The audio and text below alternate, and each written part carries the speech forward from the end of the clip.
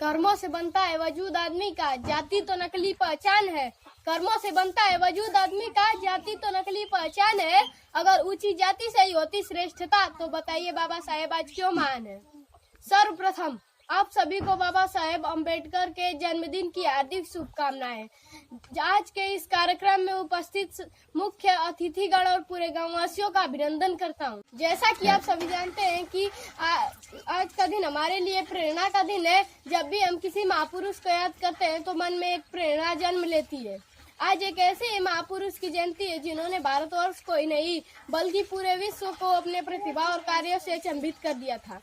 बाबा साहेब का पहला नारा था शिक्षित बनो संगठित बनो, क्योंकि उन्होंने स्वयं ही अपनी योग्यता और प्रतिभा से अपना वजूद बनाया। उच्च शिक्षा के दम पर वो दलित, पिछड़ी, वंचित और मजदूरों के हित के लिए कुछ कर पाए। अगर वह शिक्षित न होते तो क्या संविधान सभा में शामिल हो पाते? नहीं। अगर शामिल भी हो जाते तो शिक्षा, भाषा, कानून के जानकारी के अभाव में संविधान न लिख पाते। इसलिए सबसे पहले तो हम उनको प्रेरणा स्रोत मानते हुए अपने आप को शिक्षित करें। विषम परिस्थितियों में भी बेहतर सीखकर गरीबी के दुष्चक्र से निकल सकते हैं। विषम परिस्थितियों में भी बेहतर सीखकर गरीबी के दुष्चक्र से निकल सकते हैं। शिक्षा और शक्तिशाली हथियार है दोस्तों, जिससे हम दुनिया बदल सकते हैं। दोस्तों, आज कहीं ना कहीं हमें खतरा भी दिखाई दे रहा है। बाबा साहेब के विचारधारा के अनुसार हमें मन से लोकतांत्रिक होना होगा, यानी भेदभाव को खत्म करना होगा, तभी समाज में समानता आएगी। ऊंच नीच का भेद नहीं, मानव मानव समान है। ऊंच नीच का भेद नहीं, मानव मानव समान है। हरदम मानवता के लिए जिए, इसलिए बाबा साहेब आज महान है।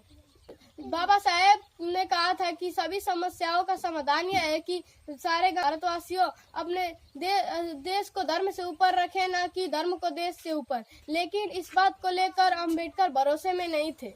यही कारण है कि उन्होंने कहा था कि यदि राजनीतिक दल अपने धर्म को देश से ऊपर रखेंगे तो हमारी स्वतंत्रता एक बार फिर से खतरे में पड़ जाएगी।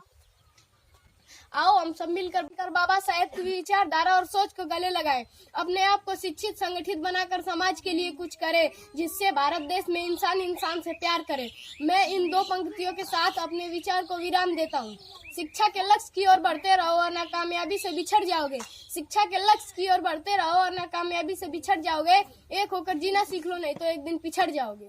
बाबा साहेब ने कहा था शिक्षा वो शेरनी का दूध है, जो इसे पिएगा वो दहाड़ेगा। जय भीम, जय भारत।